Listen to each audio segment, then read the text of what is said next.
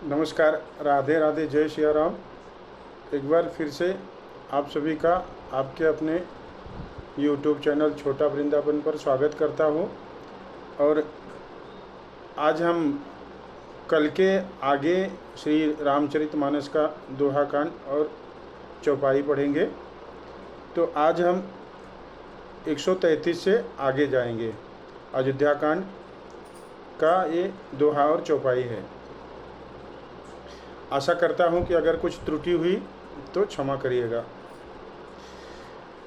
दीन दयाल बिरद सम भारी, हरहु नाथ मम संकट भारी। यहाँ पर वाल्मीकि जी के आश्रम में श्री राम जी आए हैं और उनसे एक ऐसा स्थान पूछ रहे हैं जहाँ पर वो कुछ दिनों तक निवास कर सके। रघुबर कहेऊ लखन भल घाटू, करहु कतहु अब ठाहर ठाटू। लखन दीख पय उतर करारा, चौदिश फिरेऊ धनुष जिमिनारा। श्री रामचंद्र जी ने कहा, लक्ष्मण बड़ा अच्छा घाट है, हम यही ठहरने की व्यवस्था करते हैं। तब लक्ष्मण जी ने पैसनी नदी से उत्तर के ऊंचे किनारे को देखा और कहा, इसके चारों ओर धनुष के जैसा एक लाल फिरा हुआ है।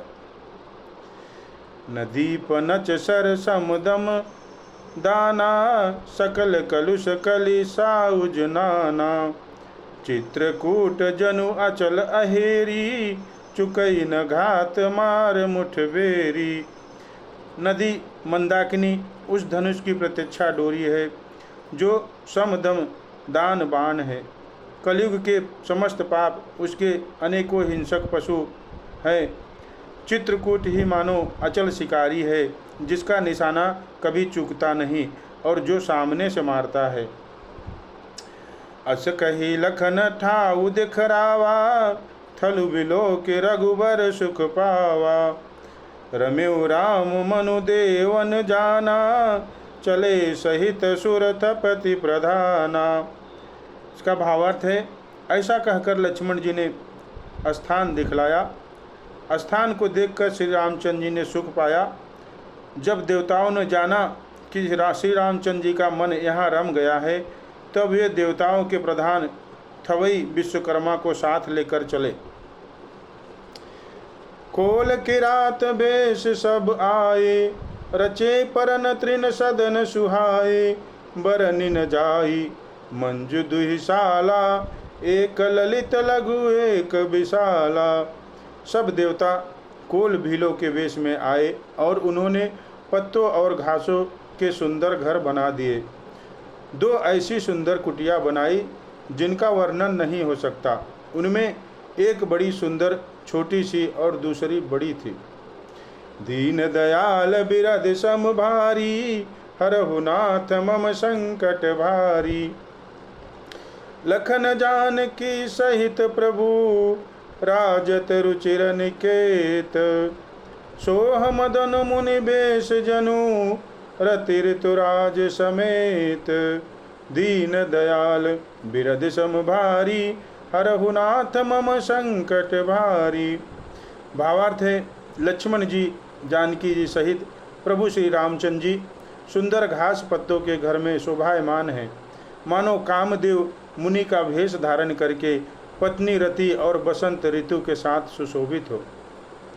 दीन दयाल बिरद सम भारी, हरहु नाथ मम संकट भारी।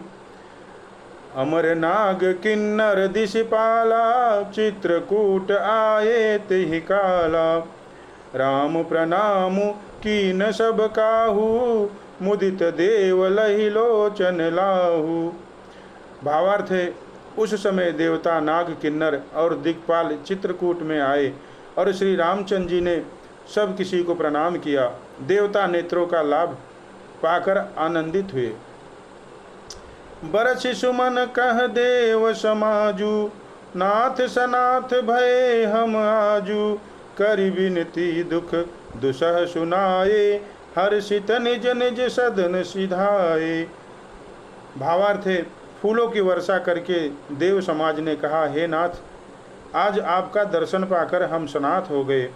फिर विनती करके उन्होंने अपने दुसह दुख सुनाए और दुखों के नाश का आश्वासन पाकर हर्षित होकर अपने अपने स्थानों को चले गए। चित्रकूट रघुनंदन छाये, समाचार सुनि सुनि मुनि आए। आवत देखि मुदित मुनि वृंदा, कीन दंडवत रघुकुल चंदा। श्री रघुनाथ जी चित्रकूट में आ बसे हैं, यह समाचार पाकर बहुत से मुनि आए। रघुकुल के चंद्रमा श्री रामचंद्र जी ने मुदित हुई मुनि मंडली को आते देखकर दंडवत प्रणाम किया। मुनि रघुबर ही लाई उरले ही, सुफल हो निहित आशीष देही। सिय सौमित्र राम छवि देखहि, साधन सकल सफल करिले कही। मुनिगण श्री राम जी को हृदय से लगा लेते हैं और सफल होने के लिए आशीर्वाद देते हैं। वे श्री सीता जी, श्री लक्ष्मण जी और श्री रामचंद्र जी की छवि देखते हैं और अपने सारे साधनों को सफल हुआ समझते हैं। दीन दयाल बिरद सम भारी, हरहु नाथ मम संकट भारी। जथा जोग सन्मानि प्रभु, विदा किए मुनि वृंद।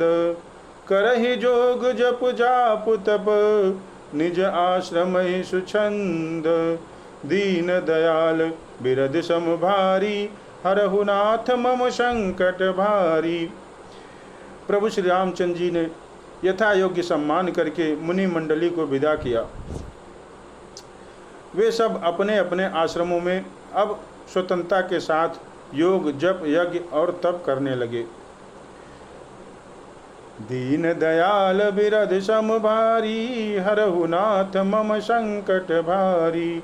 यह सुधि कोल किरातन पाई, हर से जनु नव निधि घर आई।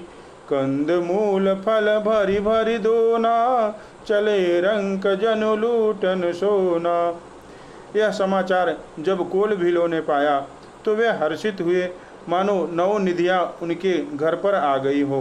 वे दोनों में कंद मूल फल भर भर कर चले, मानो दरिद्र सोना लूटने चले हो। तिन मह जिन देखे दो भ्राता, अपर तिनहि पूछहि मगु जाता। कहत सुनत रघुबीर निकाई, आई सबनि देखे रघुराई। उनमें से जो दोनों भाइयों को पहले देख चुके थे, उनसे दूसरे लोग रास्ते में जाते हुए पूछते हैं। इस प्रकार श्री रामचंद्र जी की सुंदरता कहते सुनते सबने आकर श्री रघुनाथ जी के दर्शन किए। करहि जोहारु भेंट धरि आगे, प्रभु ही बिलो कही अति अनुरागे। चित्र लिखे जनु जह तह ठाड़े, पुलक शरीर नयन जल बाड़े। राम स्नेह मगन सब जाने, कही प्रिय बचन सकल सन्माने। प्रभु ही व्यवहारी बहोरी बहोरी, बचन विनीत कहि कर जोरी। भेंट आगे रखकर वे लोग जोहार करते हैं और अत्यंत अनुराग के साथ प्रभु को देखते हैं। वे मुग्ध हुए, जहाँ के तहाँ मानो चित्र लिखे खड़े हो। उनके शरीर पुलकित है और नेत्रों में प्रेमाश्रुओं की जल की बाढ़ आ रही है। श्री राम जी ने उन सबको प्रेम में मगन जाना और प्रिय वचन कहकर सबका सम्मान किया। वे बार बार प्रभु श्री रामचंद्र जी को जोहार करते हुए हाथ जोड़कर विनती वचन कहते हैं। दीन दयाल बिरद सम भारी, हरहु नाथ मम संकट भारी। अब हम नाथ सनाथ सब, भये देखी प्रभु पाए। भाग हमारे आगमनु, राउर कौशल राय। वे कहते हैं, हे नाथ, हे प्रभु, आपके चरणों का दर्शन पाकर हम सब सनाथ हो गए हैं। हे कौशलराज, हमारे ही भाग्य से आपका यहाँ शुभागमन हुआ है। दीन दयाल बिरद सम भारी, हरहु नाथ मम संकट भारी। आज हमने 33, 34 और 35 तीन दोहा और चौपाई पढ़ी है। हमने पूरी कोशिश करी है कि अच्छे से पढ़ सकूं और आप लोगों को भावार्थ बता सकूं।